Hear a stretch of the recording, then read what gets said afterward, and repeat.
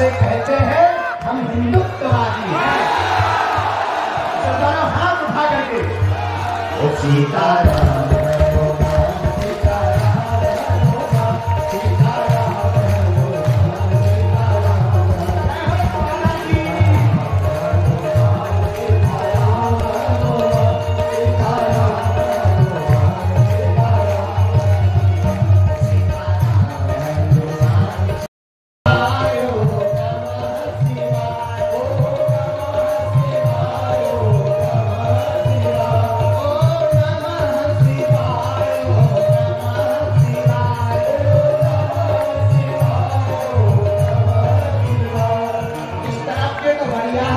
यहाँ के लोग VIP गौ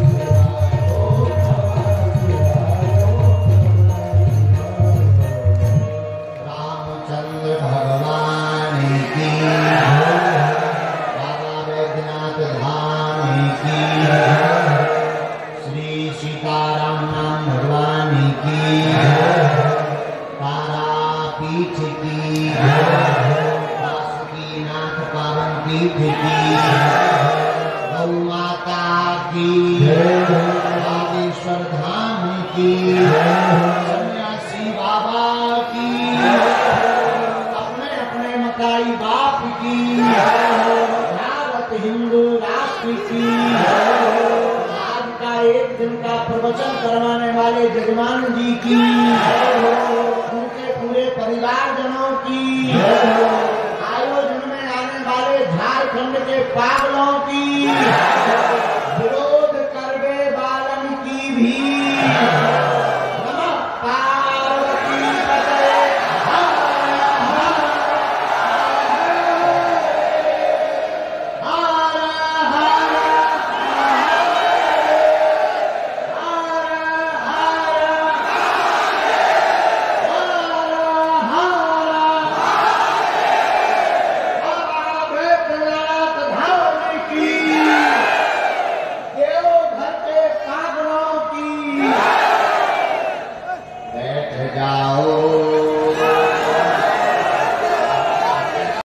कई लोगों को अपने बल का पद का घमंड होता है। हम एक प्रार्थना करें, पद और बल ये सदा हमेशा टिका नहीं रहता। संसार में टिका तो केवल भगवान का भक्त रहता है। बड़े बड़े भगवान पृथ्वी पर टिक नहीं पाए। रावण को बड़ा अभिमान था, क्यों? चलत दशानन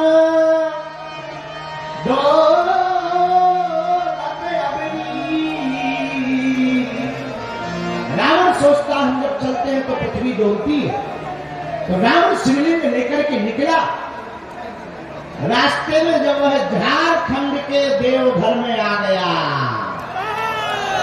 जहां देवताओं का घर है, इसीलिए इस जगह का नाम देवघर है। और क्या किया जाए? उसी समय एक ग्वाला चरवाहा जिसका नाम बेजू था, बेजू नाम के ग्वाला को झारखंड के भोले भाले सीधे बिछड़े बिछड़े भक्त को भगवान शंकर को थमा दिया। और रावण जब लघु शंका करने गया तो बेजू ने विचार किया कि ये रावण ले जाके लंका में विदेश में जाकर शंकर जी को बैठाएगा, हम तो झारखंड में ही शंकर जी को विराजमान कर देते हैं ताकि पूरी दुनिया देवघर में ही आती रहे। जहां विराजमान करवाया कर रावण से भोले बाबा नहीं उठे। उसी दिन से इस स्थान का नाम हो गया बैजनाथ, क्योंकि भोले बाबा सब नाथों के नाथ हैं। किसके नाथ हैं? सबके। भोले बाबा नाथ हैं। अच्छा, जिस जगह पर भोलेनाथ हो वहां कौन अनाथ होगा? सब सनाथ होंगे, क्योंकि भोले बाबा सबके नाथ हैं। और मेरे प्रियजनों, झारखंड के पागलों, यहाँ देवघर में वैद्यनाथ हैं, तो यहाँ कोई अनाथ नहीं है, सब सनाथ हैं। भोले बाबा विराजमान हो गए, नाम वैद्यनाथ पड़ गया। ऐसे महादेव यहाँ विराजमान है। इन्हीं का एक अवतार है हनुमान जी महाराज का। शंकर सुमन केसरी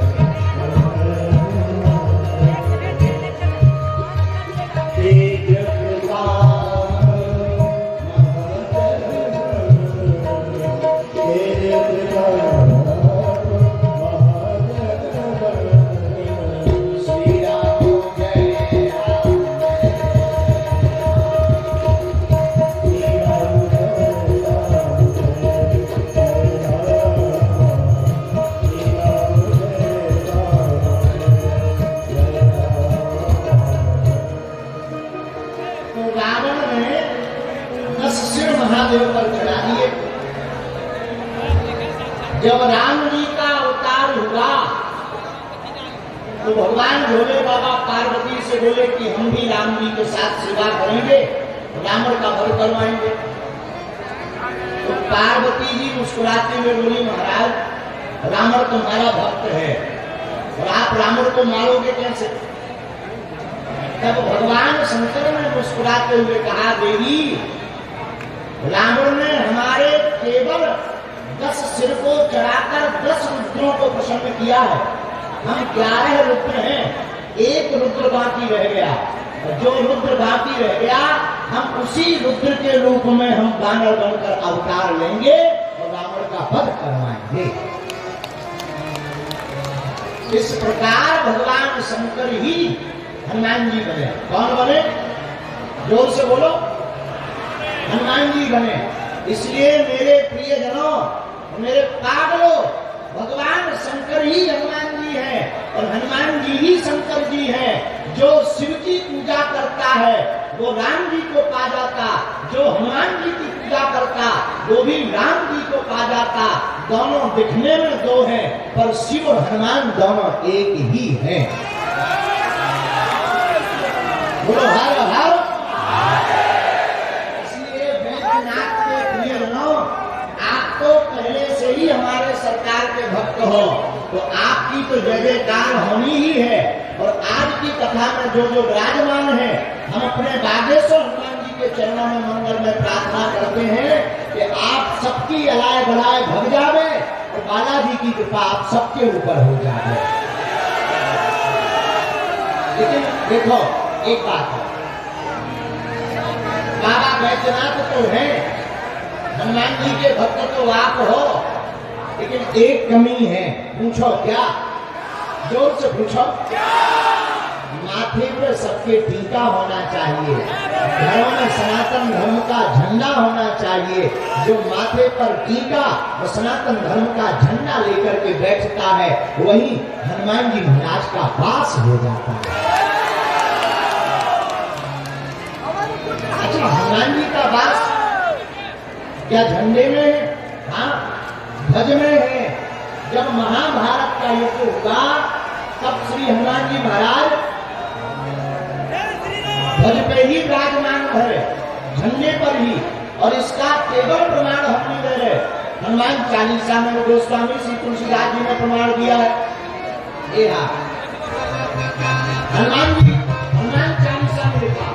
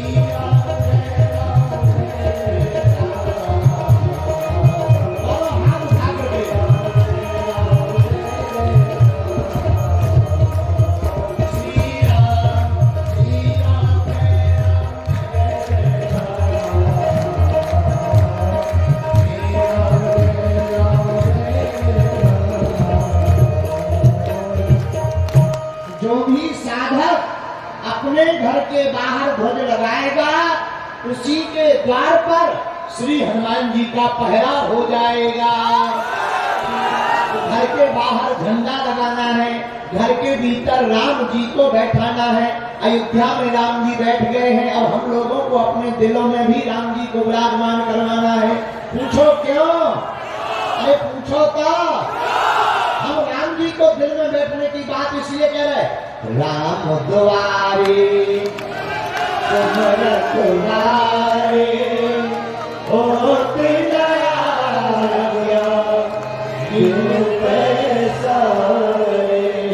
हनुमान जी। राम द्वारे भैया तुम रखवारे होते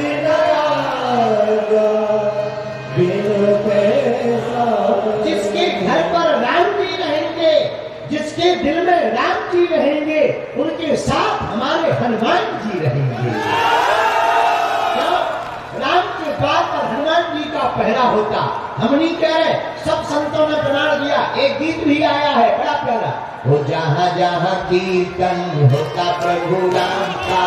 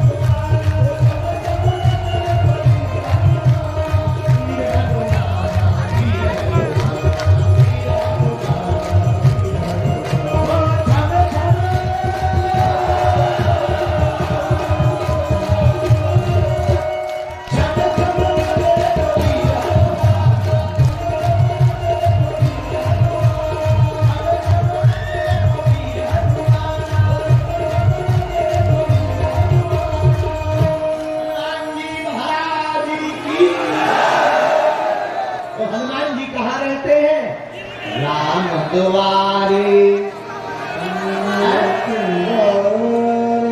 होते नया क्या फिर राम जी के द्वार पर हनुमान जी का पहरा होता।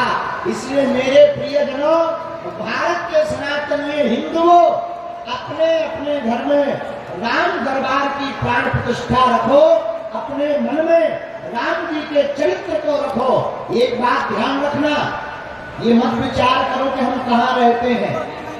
स्थान महत्वपूर्ण नहीं है, आपके भाव महत्वपूर्ण है। रामचरितमानस के दो प्रसंग हैं, एक मंथरा का, एक विभीषण का। राम के राज्य में रहकर के मंथरा सुधर नहीं पाई और रावण के राज्य में रहकर के विभीषण बिगड़ नहीं पाया। इसलिए आप कहाँ रहते ये महत्वपूर्ण नहीं है, आप जहां रहो वहां सनातन का झंडा फहराते रहो। यही राम राज्य है, यही राम कथा का सार है। तो जय सिया राम, जोर से बोलो और जोर से बोलो। तो हनुमान जी की कृपा पाने का उपाय है राम जी की भक्ति। क्या उपाय है? बोलो बोलो बोलो बोलो। अच्छा, राम जी को पाने का उपाय क्या है? भोलेनाथ से निराला, शंभुनाथ से आज कोई नहीं, आज कोई। हनुमान जी राम जी से मिलवाएंगे। राम जी किससे मिलवाएंगे? शास्त्र में वर्णन आया, रामस्य हृदयम शिवः, शिवस्य हृदयम रामः। राम जी के हृदय में भोले बाबा बैठे हैं, भोले बाबा के हृदय में राम जी बैठे हैं। तो भोले बाबा से पाने का उपाय क्या है? भोले बाबा के गुणानुवादों को सुनो, गुणों को सुनो, भगवान भोले बाबा के श्रृंगारों का वर्णन सुनो, श्रृंगार को जीवन में उतारो। देखो, एक बात बताओ, ज्योतिर्लिंग कितने हैं? जोर से पहले बैठ जा। अच्छा बैठ जा, पीछे वालों को दिक्कत नहीं, बैठ जा। हम 3 तक गिनेंगे, 1 2 3। झारखंड वाले होते बहुत बढ़िया है। जय श्री राम। बताओ ज्योतिर्लिंग कितने हैं? भगवान की कृपा है। और एक बात बोले, मन को इतना उजला रखो, मन को इतना पवित्र रखो कि राम जी ना मिले तो हनुमान जी मिल जाए, हनुमान जी ना मिले तो हनुमान जी का कोई दास तुमको मिल जाए। इसलिए भोले बाबा तीसरा श्रृंगार गंगा का करते हैं, गंगा को सिर पर रखते हैं। अब भोले बाबा का चौथा श्रृंगार सुनो। भोले बाबा का चौथा श्रृंगार है त्रिपुंड।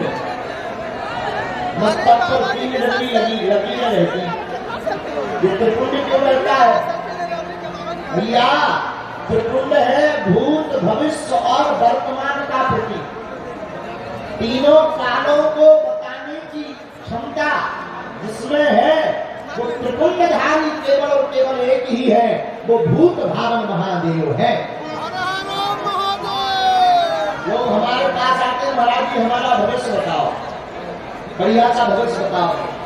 भैया, भविष्य हम जो भी बता दें वो बात तो ठीक है, हनुमान जी की, बागेश्वर बालाजी की कृपा है, पर देवघर वालों को भविष्य पूछने की आवश्यकता नहीं है।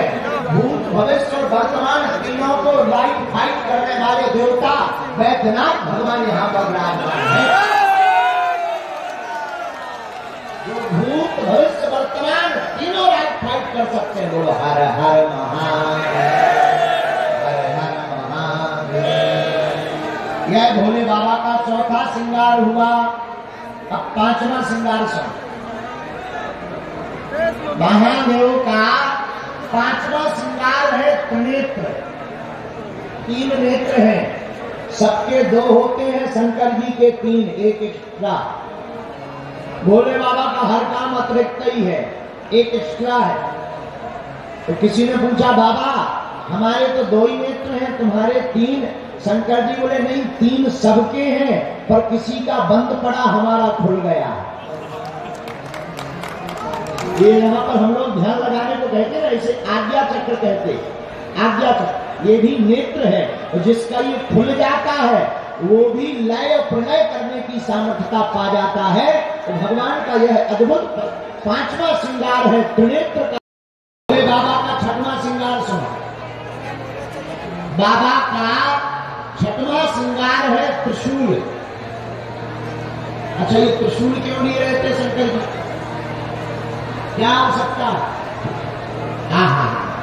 त्रिशूल है संहार का प्रतीक, संहार करने का।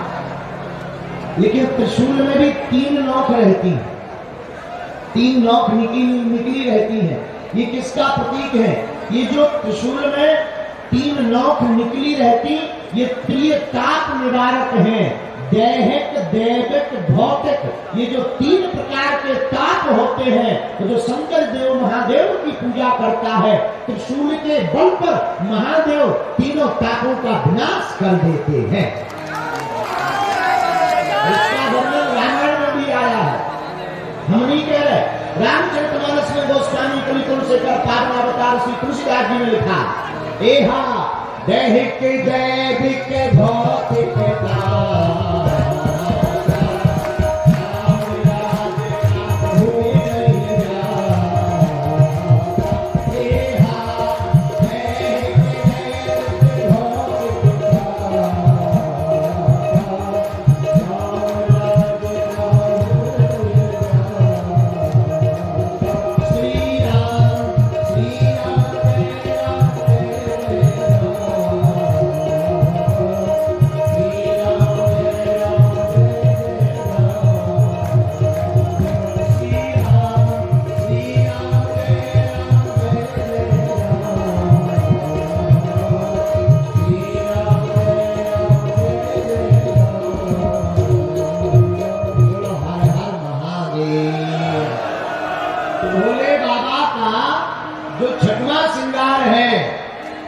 वो बड़ा प्यारा है। अब भोले बाबा का 7वां श्रृंगार सुनो। बाबा का 7वां श्रृंगार है भस्म। क्या है? यूं मान के चलो कैलाश पर्वत का पाउडर। हम लोग यहाँ पाउडर लगाते, भोले बाबा भस्म के रूप में पाउडर लगाते हैं, भस्म को धारण करते हैं।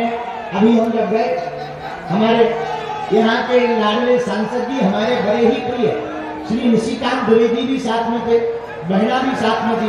खूब धक्का मुक्की हुई, बहुत भीड़ थी, जगह जगह पागल ही पागल थे। लेकिन जैसे ही वहां गए, वहां के पंडे आचार्यों ने, वहां के पुरोहितों ने, भगवान शंकर के पुजारियों ने वेद मंत्रोच्चारण करके जब भस्म चढ़वाया, ऐसा लगा हम भी देवघर वासी हो गए हों। क्या बोले मंत्र, अद्भुत। और धन्य है यहाँ के पुजारी, इतने उदार पुजारी हैं, इतने करुणावान यहाँ के पुजारी हैं। पूरी भस्म भगवान शंकर पर डलवा दी। महाराज पूरी डालो, हम तो कम डालते थे क्योंकि हम कंजूस हैं। लेकिन उन्होंने कहा नहीं, पूरी डालो। हमने भी पूरी ली।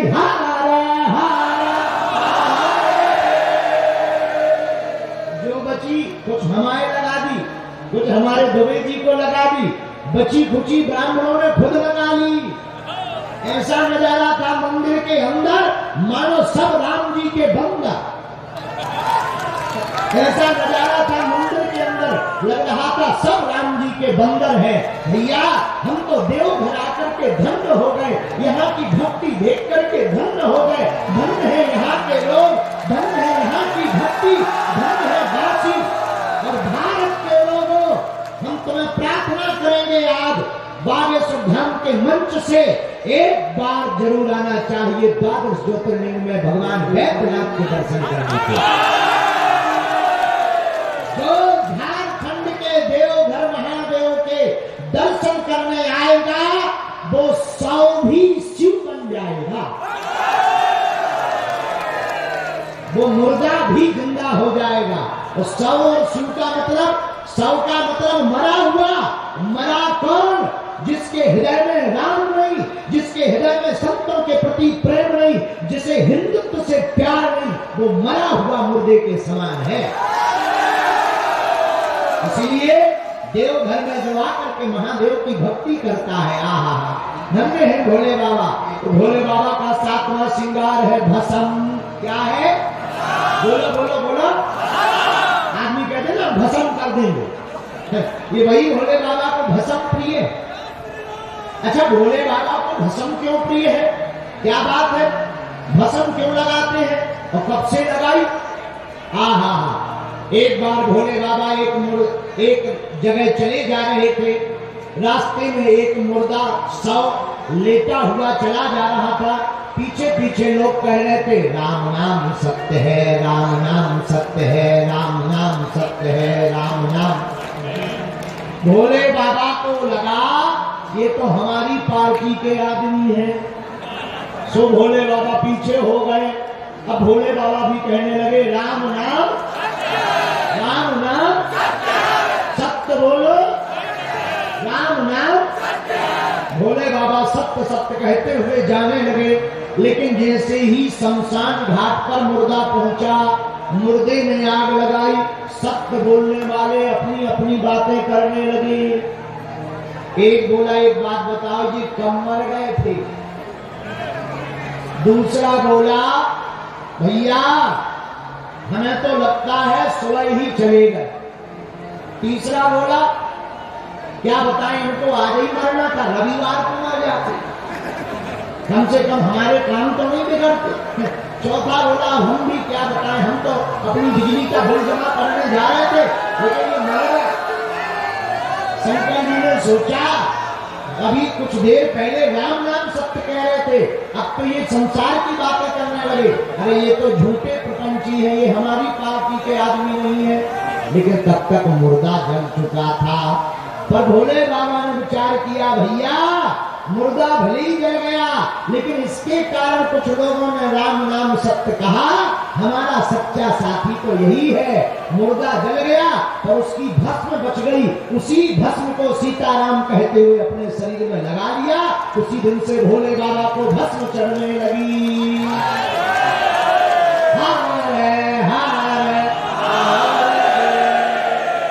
इसीलिए बाबा का 7वां श्रृंगार है भस्म। क्या है?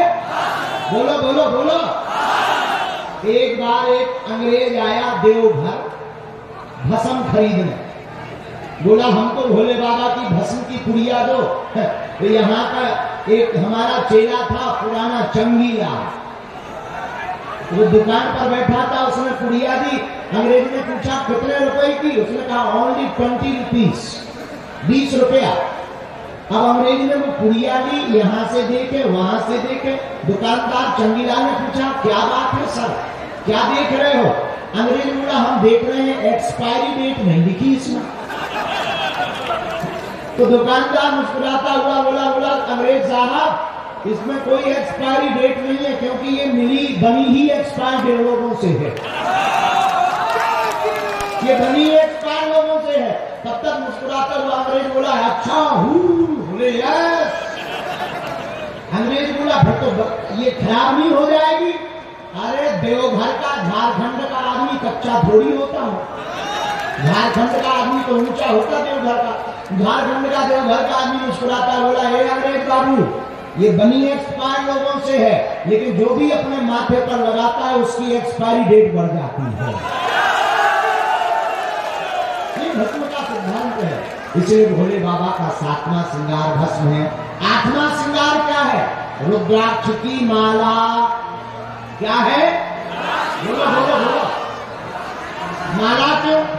भगवान शंकर के आंखों से जो अश्रु निकले, राम नाम कहते हुए राम की याद में जो आंसू निकले, उसी से रुद्राक्ष की उत्पत्ति हुई। और राम से रुद्राक्ष की उत्पत्ति हुई, अश्रु से भगवान शंकर के अश्रु से रुद्राक्ष की उत्पत्ति हुई। इसलिए भगवान शंकर को रुद्राक्ष बड़ा प्रिय है। क्यों? क्योंकि राम प्रभु श्री राम की याद में आंसू निकले, काम की याद में नहीं। बहुत से लोग रोते हैं, पर कुछ लोग अपनी लुगाई के लिए रोते, कुछ लोग पड़ोसी के लिए रोते, कुछ लोग काम के लिए रोते, लेकिन भगवान शंकर प्रभु श्री राम के लिए रोते हैं। 8वां श्रृंगार भी बड़ा अद्भुत है, रुद्राक्ष। नौवां श्रृंगार भगवान का है सांप। क्या है? नाग। भगवान के गले में भी नाग, जनेऊ भी नाग। आपने नाग क्यों गले में पहना? मानो शंकर जी कहना चाहते हो जो काल को अपना आभूषण बनाएगा वही महाकाल कहलाएगा। सांप है काल, और जो काल को आभूषण बनाएगा वही महाकाल कहलाएगा। और हमारे कवि हमें कहते थे अकाल मृत्यु वो मरे जो दान करे चंडाल का, काल उसका क्या करे जो भक्त हो महाकाल। भगवान शंकर का यह नौवां श्रृंगार है सांप। 10वां श्रृंगार, 10वां आभूषण के रूप में भगवान जो वाहन धारण करते हैं, जिस वाहन पर विराजते हैं वो है नंदी। कौन है? नंदी बैल। अच्छा, नंदी बैल पर क्यों बैठते? बैल है धर्म, भगवान शंकर धर्म पर विराजमान होते हैं। मेरे पागलों, जो धर्म के साथ चलेगा वही भगवान शंकर का सच्चा भक्त कहलाएगा। हर हर भगवान शंकर का 11वां श्रृंगार है डमरू। क्या है? डमरू। भगवान डमरू को हाथ में लेकर के अनाहत नाद को छेड़ते हैं। डमरू का अनाहत नाद से 14 सूत्र प्रकट है। आई ये भगवान शंकर की डमरू से सूत्र प्रकट है। तंत्र भी भगवान शंकर की डमरू से प्रकट भया, मंत्र भी भगवान शंकर की डमरू से प्रकट भय। और मेरे पागलों, कोई तंत्र से परेशान हो, 1.25 वर्ष तक जिस प्राण प्रतिष्ठित शिवलिंग के पास में डमरू रखी रही हो, उस डमरू को घर में लाकर ओम नमः शिवाय का जाप करते हुए अगर अनाहत नाद कर दिया जाए, कैसा भी तंत्र मंत्र हो तुम्हारे घर पर नहीं रह पाएगा। हर हर भगवान का 11वां श्रृंगार। अब भोले बाबा का 12वां श्रृंगार क्या है? भोले बाबा का 12वां श्रृंगार है व्याघ्र चर्म। व्याघ्र चर्म का मतलब बोलो, बाघ का चर्म, उस पर भगवान विराजते हैं। बाघ के चर्म पर भगवान भोले बाबा क्यों बैठते हैं?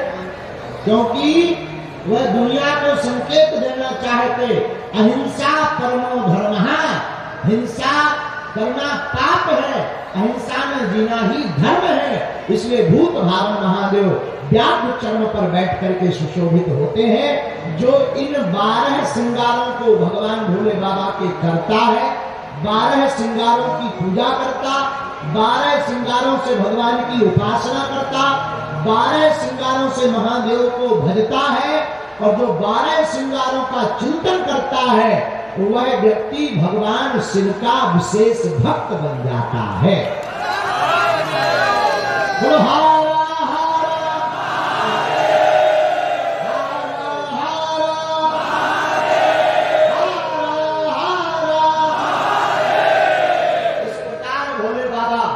बैद्यनाथ धाम में विराजमान है। हमारे प्रियजन जितने भी बैठे हैं, हम उनको प्रार्थना करेंगे। आप लोग यहीं पे हो, भाग्यशाली हो जो भोले बाबा की नगरी आपको प्राप्त हुई है। महीने में एक बार ही सही आप बैद्यनाथ भगवान के दर्शन किया करो। यहाँ वाले तो प्रतिदिन किया करो, मंदिरों में जाया करो।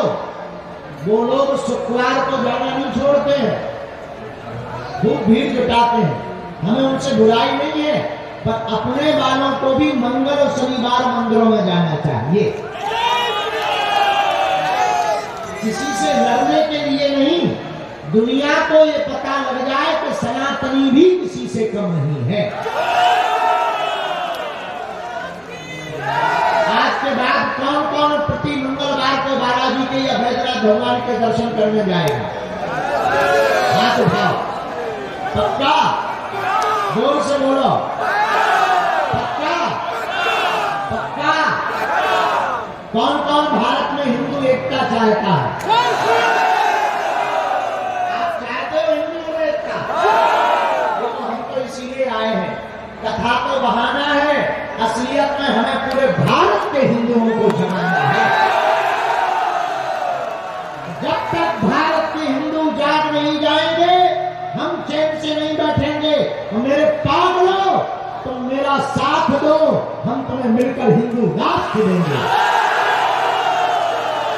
और एक बात देखो, मुंह देखी बात नहीं है, पर हम धन्यवाद दे रहे हैं इस आयोजन की दम लगाने वाले हमारे बड़े ही लाडले दबंग निशिकांत दुबे जी को। आपको ताली बजाकर धन्यवाद दो, जिन्होंने बड़ी मशक्कत की, परमिशन बड़ी मुश्किल से मिली, लेकिन मेरे पागलों, तुम्हारी श्रद्धा में हमको देवघर में आकर बुला ही लिया है। अब हम आगे तो जाने वाले नहीं हैं, तुम्हारे हृदय में ही है बालाजी। हम तुम्हारे साथ हैं और तुम्हें घबराना नहीं है। झारखंड में भी भारत हिंदुत्व का, सनातन हिंदुत्व का परचम लहराना है। कौन कौन चाहता है भारत हिंदू राष्ट्र हो? हनुमान जी की भक्ति कौन कौन करेगा? अगर धर्म का विरोध करेगा तो ठटरी कौन कौन मारेगा? अगर कोई संतों का विरोध करेगा तो ठटरी कौन कौन मारेगा? अगर कोई हमारे भोले भाले हिंदुओं का धर्मांतरण करवाएगा तो ठटरी कौन कौन मारेगा? पक्का की कच्चा, जोश में की होश में, किसी के बहकावे में तो नहीं आओगे, चमत्कारों के चक्कर में तो नहीं पड़ोगे, हरी उल्लाह वालों के पास तो नहीं जाओगे। पक्का पक्का पक्का जाओ। हम भी वचन दे रहे, जो हनुमान जी ने हमें सिद्धि या चूरन चटनी दी है, आज से तुम्हारी समस्या तुम्हारी नहीं है, हमारे बागेश्वर बालाजी की है। जाओ, तुम्हारे घर पर बागेश्वर बालाजी की सेना पहुंच जाओ। जाओ, तुम सबकी अर्जी लग जावे। जाओ, तुम्हारी अलाय बुलाए भग जावे। जितने भी लोग आज कथा में दोनों तीनों पंडालों में आए हैं, प्रांगण में खड़े हैं, इस तरफ धूप में खड़े हैं, बड़ी श्रद्धा के साथ बैठे हैं, जाओ, हम अपने बालाजी के चरणों में जो सन्यासी बाबा की सिद्धियां हैं, जो दादा गुरु जी का प्रताप है, जिसके बल पर हमने धर्म विरोधियों की ठटली बारी है, जाओ, आज से तुम्हारे घर में जय जयकार होने लगेगी। बोलो हारा हारा। सामूहिक अर्जी लगा दे रहे हैं, दोनों हाथों की मुट्ठी बांध लो सभी लोग। जय श्री राम। तुम लोग आए तो थे पर्चा के चक्कर में, लेकिन हम बदमाश निकले, हमने हनुमान जी की चर्चा पकड़ा दी। पूछो क्यों? पर्चा से तो कुछ लोगों का भला होना था, हनुमान जी की चर्चा से सबका भला होगा। अच्छा, जीवन भर के लिए बागेश्वर बालाजी से कौन कौन जुड़ना चाहेगा? सही में? अच्छा, तुम गए हो? नहीं गए? तो जाना है? कब जाओगे? जल्दी जाना। हमारी महिमा नहीं है, किसकी महिमा है? बागेश्वर धाम की। 3 पीढ़ियों से दरबार चल रहा, सन्यासी बाबा वहां साक्षात हैं, बागेश्वर बालाजी, कहीं मेहंदीपुर बालाजी हैं, कहीं सालासर बालाजी है, लेकिन अपने मध्य प्रदेश हे सन्यासी बाबा, हे कलयुग के राजा, हमारी अर्जी सुनो, हम पर कृपा करो, आपकी जय हो, आपकी जय हो, आपकी जय हो, आपकी जय हो, आपकी जय हो। हे बागेश्वर बालाजी, हे सन्यासी बाबा, आजीवन पर्यंत आपके चरणों से, आपके धर्म से, आपके दरबार से हम जुड़े रहेंगे, हम आते रहेंगे, वचन देते हैं, परंतु हमारी अर्जी सुनो, हम पर कृपा करो, आपकी जय हो, हे बागेश्वर बालाजी, हे कलयुग के राजा। मन ही मन सब लोग बागेश्वर बालाजी को बुलाते हैं। सन्यासी बाबा को भी प्रणाम करते। यह बागेश्वर बालाजी ऐसे हनुमान जी है, 1.25 करोड़ हनुमान चालीसा का पाठ सन्यासी बाबा ने किया था। उनके तपोबल पर श्री बागेश्वर बालाजी प्रकट भय थे, जिन्होंने आज तक लाखों लोगों की बिगड़ी बनाई है, लाखों लोगों की खाली झोली को भरा है। मेरे देवघर झारखंड के पागलों, हम तुम्हारे ही लिए आए हैं ताकि तुम्हें अब दर दर न भटकना पड़े, तुम्हें जगह जगह धक्के न खाने पड़े, तुम्हें तांत्रिकों के चक्करों में न पड़ना पड़े, तो तुम्हें जगह जगह रोना ना पड़े। तुम एक काम करो, घर पर लाल रंग के कपड़ा में नारियल बांध लेना, ओम बागेश्वराय, ओम बागेश्वराय, इस मंत्र का जाप करना प्रारंभ कर देना। हमें सन्यासी बाबा ने वचन देकर कहा था, भले ही पर्चा ना बने, भले ही अर्जी ना लग पाए, जो भी भक्त सामूहिक अर्जी लगाएंगे, लहसुन प्याज मांस मुद्रा बंद कर देंगे, महीने में एक बार, 2 महीने में एक बार, या आपको 5 महीने में भी एक बार, शनिवार या मंगलवार का जब का समय मिले, आप बागेश्वर धाम की 21 अथवा 21 पेशी प्रारंभ कर देंगे, तो वहां की सिद्धियों का ऐसा प्रताप है, जो अर्जी लगाओगे वो पूरी होकर के रहेगी। ऐसा प्रताप है, लोग कर देते हैं, इसके बाद में हम विधि कर देते हैं। ओम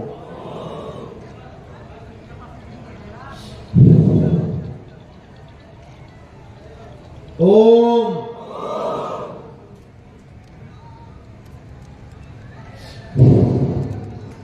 ओम। अब जिनको भी प्रेत बाधा है वो ओम बोलेंगे, ओम। हे बागेश्वर बालाजी की सेना दरबार में आओ, हे बागेश्वर बालाजी की सेना दरबार में आओ। जितने भी इस पंडाल के अंतर्गत प्रेत बाधा से, तंत्र विद्या से ग्रसित हैं, उन सबको चमचा की मार लगा।